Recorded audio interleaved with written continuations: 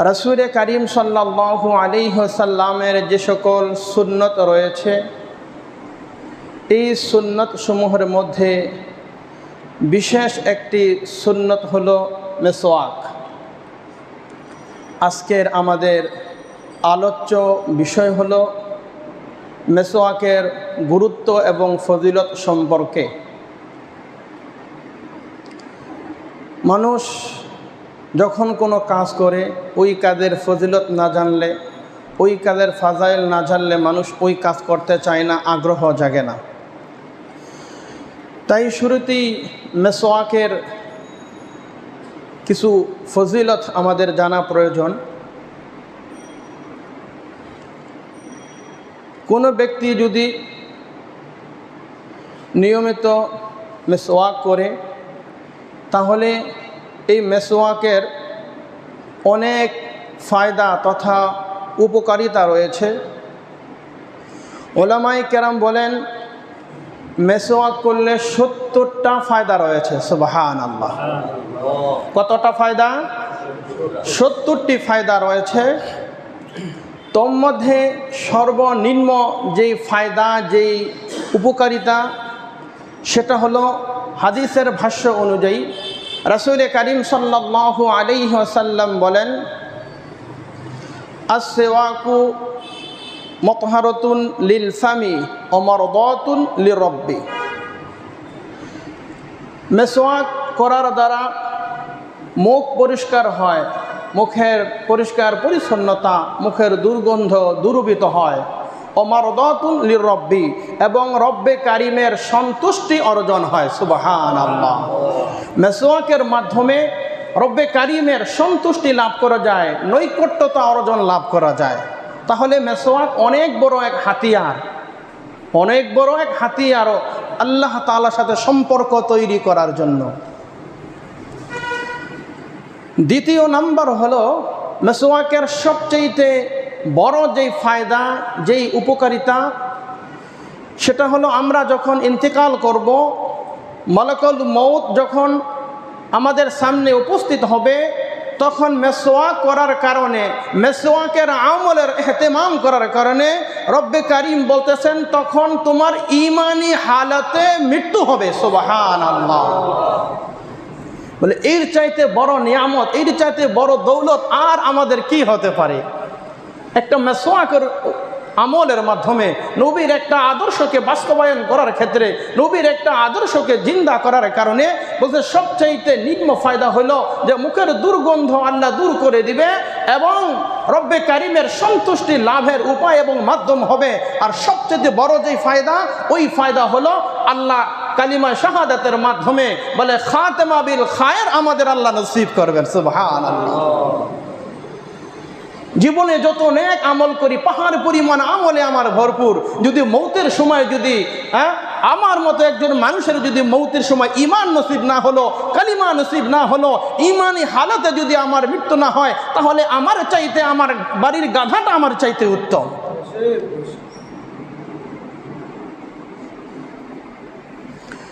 অন্য হাদিসের মধ্যে রাসূলুল্লাহ সাল্লাল্লাহু আলাইহি ওয়াসাল্লাম বলতেছেন এই কথা, উমিরতু বিসওয়াকি হাত্তা খাশিতু আন আদরা। উমিরতু বিসওয়াকি, নবীজি বলতেছেন আমাকে আদেশ করা হয়েছে। সুবহানাল্লাহ। আল্লাহ তাআলা তার হাবিবকে আদেশ করেছেন, হুকুম জারি করেছেন, ফরমান জারি করেছেন, হে মুহাম্মদ উমিরতু বিসওয়াকি, আমি তোমাকে মেসওয়াক করার জন্য আদেশ করলাম। নবীজি বলতেছেন হাত্তা খাশিতু আন আদরা, আমার ভয় হচ্ছিল যে আমি এত পরিমাণ মেসওয়াক করার কারণে আমার দাঁতগুলো ভেঙে যায় কিনা। আর কোন কোন বর্ণনায় আসছে যে নবীজি বলতেছেন যে উমিরতু বিসওয়াকি আলা খাশিতু আইয়ুক্তাবা আলাইয়া, আমার ভয় হয় যে আল্লাহ তাআলা আমার উপর এই মেসওয়াকের বিধান আল্লাহ ফরজ করে দেয় কিনা।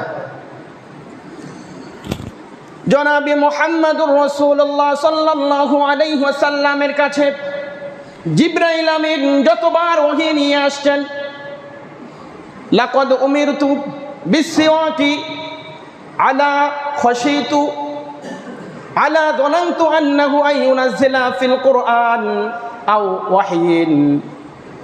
মুহাম্মাদুর রাসূলুল্লাহ বলে, আল্লাহ আমাকে বলেছেন, হে মুহাম্মদ, যখনই আপনি কোরআনে কারিমের তেলাওয়াত করবেন, যখন আপনার উপরে কোরআন নাজিল হবে, যখন আপনার উপরে জিবরাইল আমিন ওহী নিয়ে আসবে, বলে প্রত্যেকবার আপনি মিসওয়াক করবেন। সুবহানাল্লাহ। পুরো গোটা 30 পারা কোরআন সুদীর্ঘ 23 বছরে তিলে তিলে যখন যে অবস্থায় কোরআনে কারিমের আয়াত নাজিল হওয়া দরকার, বলে গোটা কোরআনে কারিমের 6666 আয়াতে কারিমা, অর্থাৎ 114টি সূরা এই সুদীর্ঘ 23 বছরে আল্লাহ অবতীর্ণ করেছেন। এই 23 বছরে জিবরাইল আমিন বলে 24,000-এর বেশি জিবরাইল আমিন মুহাম্মদুর রাসূলুল্লাহর কাছে এসেছেন। আর মুহাম্মদ সাল্লাল্লাহু আলাইহি সাল্লাম এর কাছে যতবার জিবরাইল আসছেন ততবার বিশ্বনবী মিসওয়াক করেছেন। সুবহানাল্লাহ। নবীজি বলতেন যে এত পরিমাণ আমি মিসওয়াক করতাম, মনে হয় যে আমার মারি চলে যাবে, আমার দাঁত ভেঙে যাবে, এত পরিমাণ। এই সাল্লাল্লাহু আলাইহি ওয়াসাল্লাম বলতেছেন এই কথা, قال النبي صلى الله عليه وسلم لقد أكثرت عليكم في السواك। লাকদ আকসারতু, লাকদ অবশ্যই অবশ্যই, বহু ওলামায়ে কেরাম এখানে আছেন, হ্যাঁ, বলে লামে তাকিদ দিয়ে আল্লাহ বলছেন লাকদ, অবশ্যই অবশ্যই, আকসারতু অধিক পরিমাণে, লাকদ আকসারতু আলাইকুম, আমি তোমাদেরকে অধিক পরিমাণে তোমাদেরকে উপদেশ দিয়েছি, আদেশ করেছি, আলাইকুম ফিস সিওয়াক, মিসওয়াকের ক্ষেত্রে, অর্থাৎ মিসওয়াকের ক্ষেত্রে আমি তোমাদেরকে অধিক বর্ণনা করেছি। কেমন বর্ণনা করেছেন? অপর হাদিসের মধ্যে নবীদের একজন সাহাবী বলতেছেন যে রাসূলুল্লাহ সাল্লাল্লাহু আলাইহি ওয়াসাল্লাম যখন ভোর রাত্রে তাহাজ্জুদের সময় উঠতেন, বলে তাহাজ্জুদের সময় যখনই উঠতেন তখনই নবী আলাইহিস সালাম সর্বপ্রথম ঘুম থেকে উঠেই আগে মিসওয়াক করতেন। সুবহানাল্লাহ। কি আমাদের এই অভ্যাস করা প্রয়োজন না? নবীজি বলতেছেন, যখন আমি বাসায় প্রবেশ করতাম, বাসায় ঘরের মধ্যে প্রবেশ করার সাথে সাথে আমি বিশ্বনবী মিসওয়াক করে নিতাম। আমি যখন ঘরে প্রবেশ করতাম, ঘরে প্রবেশ করে আমি মিসওয়াক করতাম। আমি যখন কোরআনে কারিমের তেলাওয়াত করতাম, ওই সময় এই তেলাওয়াতের সময় আমি বিশ্বনবী এই মিসওয়াক করতাম। হাদিসের বর্ণনা আসছে, ইদা কামা আহাদুকুম, যখন তোমাদের মধ্যে কেউ নামাজে দাঁড়াবে, ইদা কামা দণ্ডায়মান হবে, যখন তোমাদের মধ্যে কেউ নামাজে দাঁড়াবে নামাজ পড়ার জন্য, তখন সে যেন মিসওয়াক করে নামাজ পড়ে। বলে কেন? বলে যখন তুমি নামাজের মধ্যে কোরআনে কারিমের তেলাওয়াত শুরু করবে, তখন তোমার মুখের সাথে তোমার ঠোঁটের উপরে বলে মালাইকা, বলে আল্লাহর যে ফেরেশতা আছে, এই ফেরেশতা তোমার ঠোঁটের সাথে তোমার মুখের সাথে ফেরেশতা লাগায়া দেয়। সুবহানাল্লাহ। আর যখন তুমি কোরআনে কারিমের তেলাওয়াত শুরু করে দাও নামাজের মধ্যে, যখন নামাজের মধ্যে বিসমিল্লাহির রহমানির রহিম, আলহামদুলিল্লাহি রাব্বিল আলামিন, আর রহমানির রহিম, মালিকি ইয়াউমিদ্দিন, যখন তুমি সূরা ফাতিহা শুরু করে দাও, এরপরে কোরআনে কারিমের কেরাত শুরু করে দাও, তেলাওয়াত শুরু করে দাও, তখন তোমার জবান থেকে যেই তেলাওয়াতগুলো বের হয়, কোরআনে কারিমের যে আয়াতগুলো বের হয়, বলে তোমার জবান থেকে এই কোরআনে কারিমের আয়াতগুলো বের হয়ে ওই ফেরেশতা মালাইকা, ওই ফেরেশতার মুখের মধ্যে এই কোরআনের কারিমের আয়াতগুলো প্রবেশ করে। সুবহানাল্লাহ। আমরা নামাজে যে সূরা ফাতিহা তেলাওয়াত করতেছি, কোরআনে কারিমের তেলাওয়াত করতেছি, এই তেলাওয়াত, এই কোরআনে কারিমের তেলাওয়াত আমাদের জবান থেকে, আমাদের মুখ থেকে যা বের হয়, এটা ফেরেশতার মুখের মধ্যে এটা ধারণ করে ফেরেশতা এটা গিলে ফেলে। সুবহানাল্লাহ। এই জন্য নবীজি বলছেন, তুমি এমত অবস্থায় মিসওয়াক করে নামাজ পড়ো যাতে করে তোমার এই মুখের পবিত্রতা, মুখের এই পবিত্রতা অর্জন, বলে এইটা যাতে ফেরেশতার মুখের মধ্যে চলে যায়। সুবহানাল্লাহ। শুধু তাই নয়, মিশকাত শরীফের মধ্যে রয়েছে, যদিও কেউ কেউ বলেন এই হাদিসটি জয়ীফ, হাদিসটি জাল না, হাদিসটি জয়ীফ, দুর্বল হাদিসের ক্ষেত্রে আমল করা জায়েজ। আম্মা জানা আয়েশা রাদিয়াল্লাহু তাআলা আনহা বলেন, তাফদুলু সালাতিল্লাতী ইউস্তাকু লাহা আলা সালাতিল্লাতী লা ইউস্তাকু লাহা 70 দিফান। আল্লাহর হাবিব জনাবে মুহাম্মদুর রাসূলুল্লাহ সাল্লাল্লাহু আলাইহি ওয়াসাল্লামের সম্মানিতা সহধর্মিনী ফকিহুল উম্মাহ হযরতে আম্মা জানা আয়েশা রাদিয়াল্লাহু তাআলা আনহা বলেন, যেই নামাজে মেসওয়াক করা হয় ওই নামাজের সওয়াব যেই নামাজে মেসওয়াক করা হয় না ওই নামাজের চাইতে 70 গুণ সওয়াব আল্লাহ বৃদ্ধি করে দেন। যেই নামাজে মেসওয়াক করা হয় ওই নামাজের সওয়াব যেই নামাজে মেসওয়াক করা হয় না, বলে ওই নামাজের চাইতে আল্লাহ তাআলা 70 গুণ বৃদ্ধি করে আপনার আমল নামায় আল্লাহ তাআলা ওই প্রতিদান, ওই আজর, ওই সওয়াব আল্লাহ আপনাকে দেয়া দিবে। মেসওয়াক করবো ইনশাআল্লাহ। হ্যাঁ, মেসওয়াকের ইহতিমাম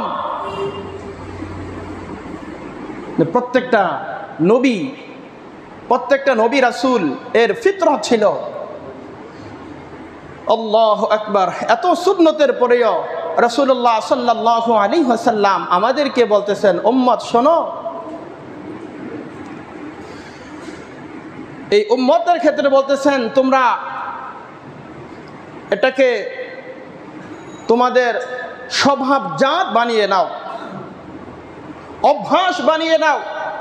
কেননা হাদিসের মধ্যে আসছে আরবাঈনা মিন সুনানিল মুরসালিন, প্রত্যেকটা নবী রাসূলের 4টা সুন্নত ছিল, 4টা অভ্যাস ছিল, 4টা আমল ছিল। আরবাঈনা মিন সুনানিল মুরসালিন আসওয়াকু, আন-নিকাহু, আল-খিতানু, ওয়াত-তাআতু, আল-হায়া। কোন কোন বর্ণনায় পাওয়া যায় 4টার কথা, কোন কোন বর্ণনায় পাওয়া যায় 5টার কথা, আর আম্মাজান আয়েশা রাদিয়াল্লাহু তাআলা আনহার বর্ণনায় পাওয়া যায় 10টি। আগে 4টার আলোচনা আমরা শুনি। আর এই সুন্নতের মধ্যে 4টি সুন্নত হলো এই আরবাঈনা মিন সুনানিল মুরসালিন আসওয়াকু, মেসওয়াক করা। 1 লক্ষ বা 2 লক্ষ 24,000 পয়গম্বর যারা পৃথিবীতে এসেছেন, বলে প্রত্যেকটা নবী এই সুন্নতকে ভালোবাসতেন, এই মেসওয়াককে ভালোবাসতেন এবং সকলেই মেসওয়াক করেছেন। সুবহানাল্লাহ। প্রত্যেকটা নবীর সুন্নত ছিল, প্রত্যেক নবী এই মেসওয়াককে ভালোবাসতেন, এই মেসওয়াক তারা করতেন। আন-নিকাহু, বিবাহ করা। নবীজি বলেছেন আন-নিকাহু মিন সুন্নতি ফামান রাগিবা আন সুন্নতি ফালাইসা মিন্নি। যদিও এই হাদিসের মধ্যে আন-নিকাহু মিন সুন্নতি বলে আখ্যায়িত করা হয়েছে, ফামান রাগিবা আন সুন্নতি ফালাইসা মিন্নি, যে এই সুন্নতের এই বিধান থেকে, এই আদর্শ থেকে দূরে সরে গেল, সে ফালাইসা মিন্নি, সে আমার উম্মতের অন্তর্ভুক্ত নয়। আমাদের মধ্যে অনেকে আছে না, রাগ করে, জিদ ভেদে বিবাহ করে না, জীবনের শেষ মুহূর্ত এভাবেই জীবন যাপন করে। নবীজি বলছেন না না। আর বিবাহের যেই হুকুম, বিবাহের যে ফরজ, বিবাহ কখনো ফরজ, কখনো সুন্নত, কখনো ওয়াজিব, কখনো মাকরু, কখনো হারাম, এর আলোচনা ইতিপূর্বে অনেকবার গিয়েছে। তারপরেও যদি আল্লাহ তৌফিক দেয় সামনে এই আলোচনাগুলো করব, তাহলে সাধারণভাবে ধরে নেন প্রত্যেকটা নবীর সুন্নত ছিল বিবাহ করা। আর পর্যায়ক্রমে কারো ক্ষেত্রে বিবাহ ফরজ, কারো ক্ষেত্রে বিবাহ সুন্নত, কারো ক্ষেত্রে বিবাহ ওয়াজিব, কারো ক্ষেত্রে বিবাহ মাকরু, কারো ক্ষেত্রে বিবাহ হারাম। এত ব্যাখ্যা দেওয়ার আজকে সময় নেই। আজকের বিষয় হলো, আজকের টপিক হলো মেসওয়াকের উপরে। তাহলে কেউ যদি, এক সাহাবী এসে বলতেছে, ইয়া রাসূলুল্লাহ, আমি কোজা হয়ে যাব। হ্যাঁ, খাসি যেমন কি করে, খাসি তোলায় না, অর্থাৎ বলতেছে এই আমরা অনেকে, নবীজি তাকে 3 বার ধমক দিয়েছেন, নিষেধ করেছেন। তাহলে ইসলামের মধ্যে বৈরাগ্য, ইসলামের মধ্যে বিবাহ না করার কোনো সুযোগ সেখানে নাই। তাহলে আসওয়াকু, মেসওয়াক করা। আর নিকাহু 3 নম্বর, আল খিতানু, খিতান মানে খতনা করা। আমরা মিল্লাতা আবিকুম ইব্রাহিম হুয়া সাম্মাকুমুল মুসলিমিন, আমাদের জাতির পিতা সাইয়েদেনা হযরত ইব্রাহিম আলাইহিস সালাম, ইব্রাহিম আলাইহিস সালামের বলে এই সুন্নাত, এই খতনা, বলে এই সুন্নাত প্রত্যেকটা নবী আলাইহিস সালাম করেছেন। মুসলমানের সন্তান 6 বছর 5 বছর বয়সে খতনা করিয়ে দেয়, আর বিধর্মীরা খতনা করে না। তার মানে বোঝা গেল এটা স্পেশাল একটা সুন্নত। মুত্তাআতু, সুগন্ধি ব্যবহার করা, আতর ব্যবহার করা, এটাও আমি নবীর একটা সুন্নত। সুবহানাল্লাহ। এই গেল 4টা। আর কোন বর্ণনায় পাওয়া যায় আল হায়া, অর্থাৎ লজ্জা। লজ্জা তো উঠেই গেছে। নবীজি বলেন আল হায়া শুবাতুম মিনাল ঈমান, লজ্জা ঈমানের একটা অঙ্গ, ঈমানের একটা অংশ। ঈমানের 77টা শাখা না, তার মধ্যে আল হায়া শুবাতুম মিনাল ঈমান, ঈমান, লজ্জা হলো ঈমানের একটি অংশ, ঈমানের একটি অঙ্গ। অন্য হাদিসের মধ্যে নবী পাক সাল্লাল্লাহু আলাইহি সাল্লাম বলেন ইযা লাম তাস্তাহি ফাসনা মা শিতা, যদি তোমার লজ্জা না থাকে, যদি তোমার হায়া না থাকে, তাহলে তুমি যা ইচ্ছা তুমি তাই করতে পারো। আজকে যদি আমাদের মধ্যে হায়া, লজ্জা, শরম যদি থাকতো, তাহলে ইমানদার কখনো আল্লাহর কোরআনের বিরোধিতা করতে পারে না, আল্লাহর হুকুমের নাফরমানি করতে পারে না, নবীর আদর্শের উল্টা চলতে পারে না, নবীর প্রত্যেকটা আদর্শের হেতেমাম ইমানদার করবে। আজকে লজ্জা নাই বলে, আজকে হায়া নাই বলে, আজকে শরম নাই বলে, আজকে আমরা বিজাতীয় কৃষ্টি কালচার আমাদের ভিতরে প্রবেশ করেছে। যদি লজ্জাই থাকতো, তাহলে আমাদের কলিজার টুকরা সন্তানেরা তাহলে হাফ প্যান্ট পরে আর রাস্তায় হাঁটতো না। আমাদের কন্যা সন্তানেরা বলে গেঞ্জি আর টি শার্ট পরে, টাইস পরে আর তারা রাস্তায় চলাচল করতো না। মাথা খোলা রেখে, বুকের মধ্যে ওড়না ব্যবহার না করে, চাদর ব্যবহার না করে, সীমা ব্যবহার না করে, তাহলে তারা চলাচল করতো না। আল হায়া শুবাতুম মিনাল ঈমান ইযা লাম তাস্তাহি ফাসনা মা শিতা। লজ্জা নাই বলে আচ্ছা আজকে মানুষ যা ইচ্ছা তাই বলে, হাইওয়ান জানোয়ারের মতো আজকে মানুষ জীবন যাপন করতেছে। যাই হোক, বলার উদ্দেশ্য ছিল আসওয়াকু, আন নিকাহু, আল খিতানু, আল হায়া, আত্তাআতু। এই হাদিসের মধ্যে এই সুন্নাত, তাহলে বোঝা গেল মেসওয়াক করা এটা প্রত্যেক নবী আলাইহিস সালামের সুন্নাত ছিল, এবং প্রত্যেকটা মানুষের স্বভাবগত অভ্যাস এবং জাত হলো মেসওয়াক করা। আম্মা জান আয়েশা রাদিয়াল্লাহু তাআলা আনহা তিনি বলতেছেন একথা যে প্রত্যেকটা মানুষের স্বভাবগত জাত এবং প্রত্যেকটা নবী রাসূল এবং মানুষের উপর সুন্নত হলো 10টা ফিতরতের উপর। 10টা ফিতরত, 10টা সুন্নত, এটা সকলের উপরে। 1 নম্বর হলো মোষ কাটা। 1 নম্বর মোষ কাটা। মোষ বড় করে, মোষ ভিজিয়ে পানি পান করা মাকরু। বুখারী শরীফের বর্ণনা, কসু শারি আউফুল লুহা, মোষকে খাঁটি করো, মোষকে খাটো করো, ছোট করো, দাড়িকে লম্বা করো। কসু শারি আউফুল লুহা, দাড়িকে ছেড়ে দাও। ছেড়ে দাও মানে দাড়িকে লম্বা করো। দাড়ি কাটে রাখে মোষ, তার হলো 3 দোষ। দাড়ি কাটে রাখে মোষ, তার হলো 3 দোষ। 3 দোষ কি অন্য সময় আলোচনা। তো বলতেছিলাম নবীর আদর্শ, নবীর সুন্নত হলো মোষকে খাটো করা, অর্থাৎ মুজ ভিজিয়ে পানি পান করা যাবে না। 2 নম্বর হলো হাত পায়ের নখ কাটা। হাত পায়ের নখ কাটা এটা নবীর সুন্নত, এটা নবীর আদর্শ। ফ্যাশন করে বড় বড় নখ রাখা, বলে এটা নবীর আদর্শ নয়, এটা নবীর সিফাত নয়, এটা নবীর গুণ নয়। আমার মা বোনেরা যারা আজকের আলোচনা শুনতেছেন, দিনের কান দিয়ে কথাগুলো মনোযোগ সহকারে শ্রবণ করেন। বিশেষ করে মা বোনদের ক্ষেত্রে এই বিষয়টা সবচাইতে বেশি। তারা নখ অনেক বড় রাখেন, হাত পায়ের নখ রাখা। নবীজি বলছেন নখ কিভাবে কাটবা, বলে এই সুন্নত আমার নবী দেখা দিয়ে গেছেন। সুবহানাল্লাহ। এই শাহাদাত আঙ্গুল থেকে শুরু করে এভাবে এটা এটা এটা এটা এটা এটা এটা এটা বৃদ্ধা আঙ্গুলে এসে শেষ হবে। বলে একটা সুন্নত আদায় করলেন, এর ফজিলত বর্ণনা আসতেছে। বলে একে তো তুমি হাত পায়ের নখ কেটে সুন্নত আদায় করলা, আর নবীর যেভাবে কেটেছেন, যেই আদলে, যেই নিয়মে, যেই তরিকায়, যেই পদ্ধতিতে কেটেছেন, যদি এইভাবে কাটো তাহলে তুমি আরো একটা সুন্নত অর্জন করে ফেললা। সুবহানাল্লাহ।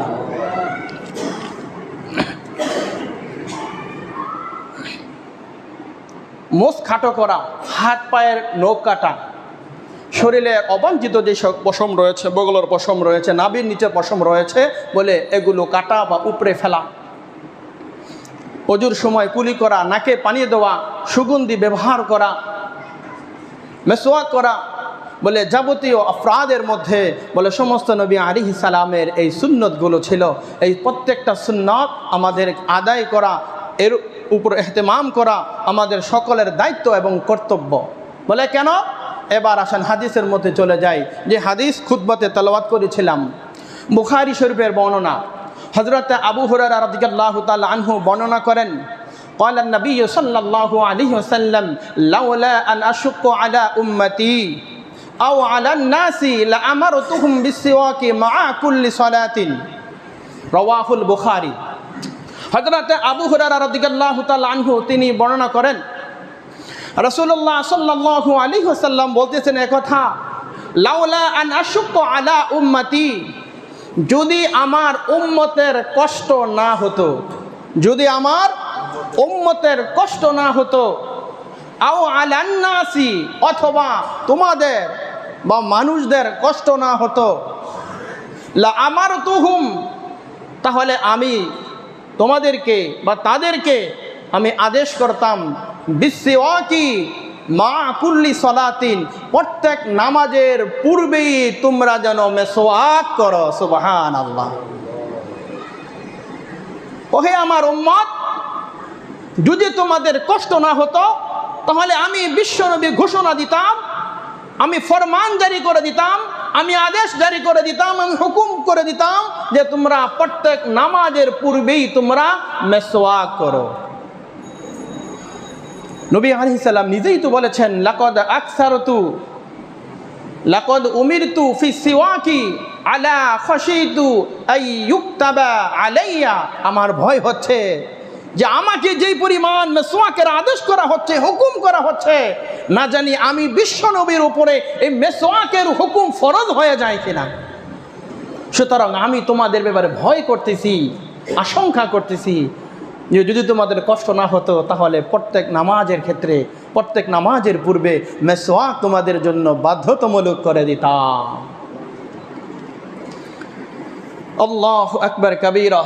রাসূলুল্লাহ সাল্লাল্লাহু আলাইহি ওয়াসাল্লাম মেসওয়াক কেমন ভালোবাসতেন, বলে জীবনের প্রতিটা ক্ষেত্রে, প্রতিটা মুহূর্তে তো মেসওয়াক করেছেন। বলে একবারে অন্তিম সময়, যেই দিন মুহাম্মদ রাসূলুল্লাহর ইন্তেকাল হবে, আম্মা জান আয়েশা রাদিয়াল্লাহু তাআলা আনহা বলতেছেন, মানবতার মুক্তির দূত, মানবতার মুক্তির দিশারি সাইয়্যিদুল আম্বিয়া, সাইয়্যিদুশ শুহাদা জনাবে মুহাম্মদ রাসূলুল্লাহ সাল্লাল্লাহু আলাইহি ওয়াসাল্লাম,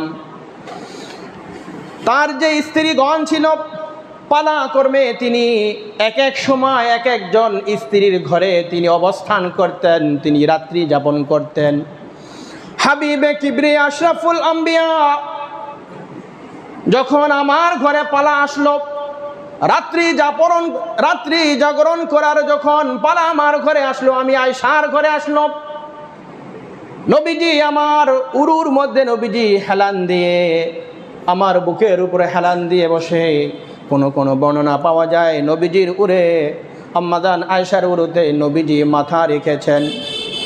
বলে মৃত্যু শয্যায় সজ্জিত ওই যে মহিলা নবীজিকে বিষ পান করিয়েছিল, বলে ওই বিষ পানের যন্ত্রণা নবীজির মৃত্যুর সময়, ওই সময়ও নবীজিকে আঘাত দিয়েছে, নবীজিকে কষ্ট দিয়েছে। নবীজি বারবার ব্যথা উপলব্ধি করতেছিলেন। এমন এক কঠিন মুহূর্ত, আম্মা জান আয়েশা বলেন, নবীজি আমার উরু এবং বুকের মাঝে নবীজি যখন অবস্থান করতেছেন, এমতো অবস্থায় আমার ভাই আব্দুর রহমান হলো সাইয়েদনা হযরত আবু বকর সিদ্দিক রাদিয়াল্লাহু তাআলা আনহুর ছেলে আব্দুর রহমান।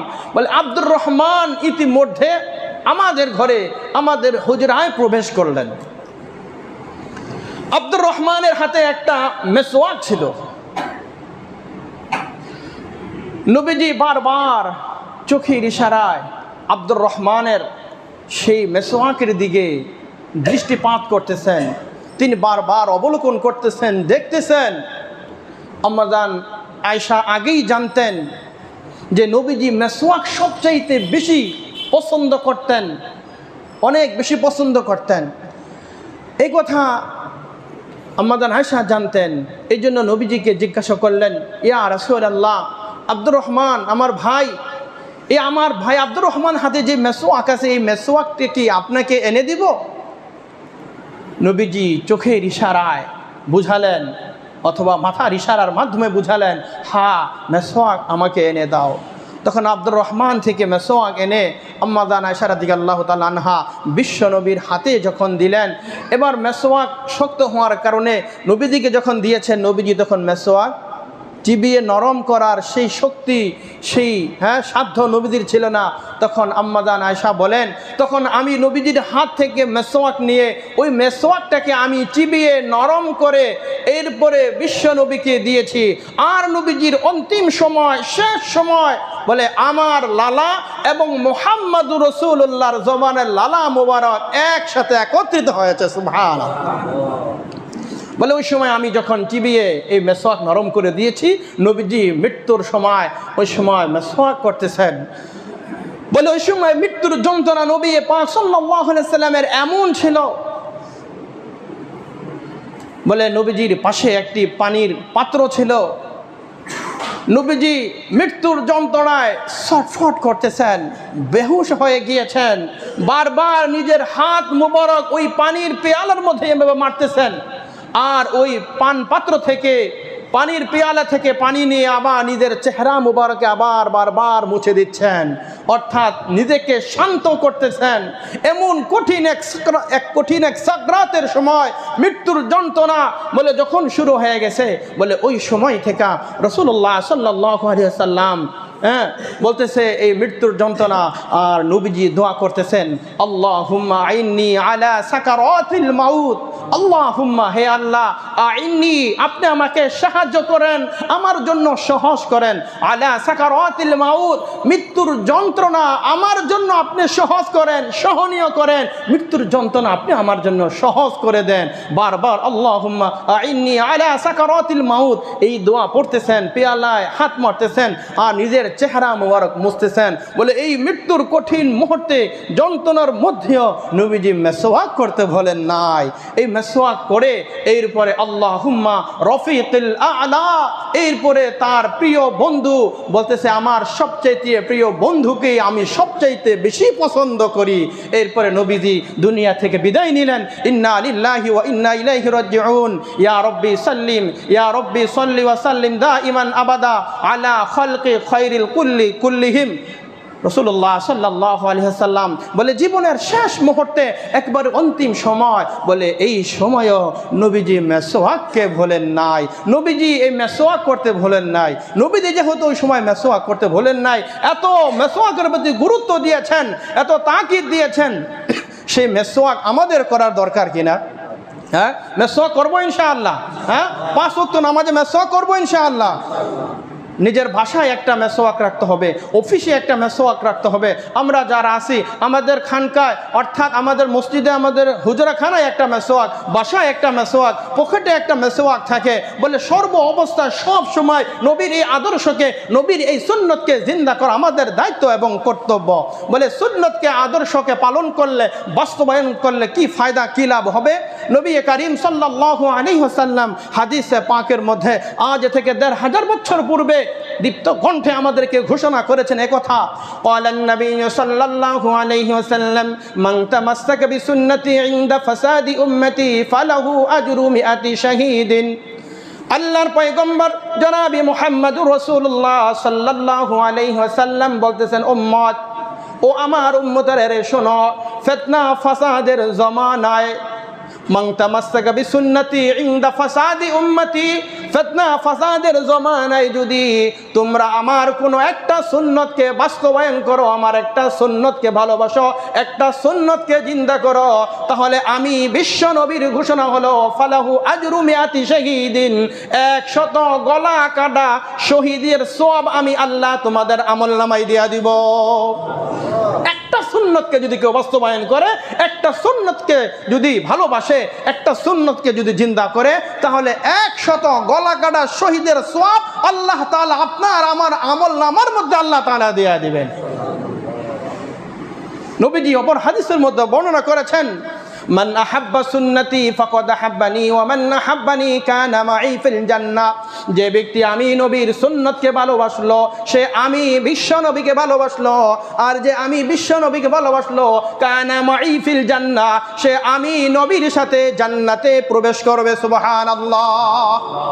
হজের ময়দানে, হজের মৌসুমে লক্ষ কোটি কোটি মানুষ না বলে, বন্ধু এবার হজে যাচ্ছি 2025 হজে যাব, তোমার সাথে আমার দেখা হবে, আগেই কথা বলে যায়। অথবা ধরেন 2024 কথাই ধরেন, বলে বন্ধু এবার হজে যাচ্ছি, হজে যাব, তাহলে তোমার সাথে আরাফায় দেখা হবে, মিনায় মুজদালিফায় দেখা হবে। তো বন্ধু ঠিক আছে ইনশাল্লাহ ওইখানে যাওয়ার পর কথা হবে।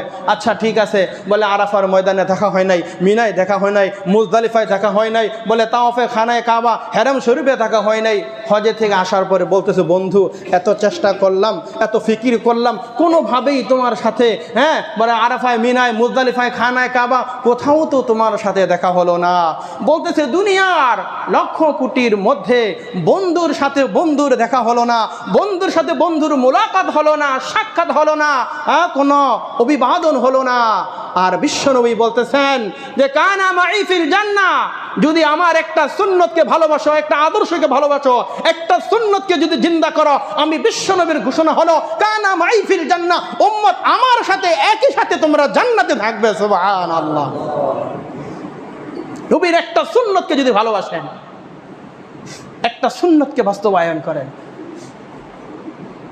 অপর হাদিসের মধ্যে নবীজি বলছেন আল মারউ মা মান আহাব্বা, যে যাকে ভালোবাসবে সে তার সাথে থাকবে, অর্থাৎ যে যাকে ভালোবাসবে তার হাসর তার সাথে হবে।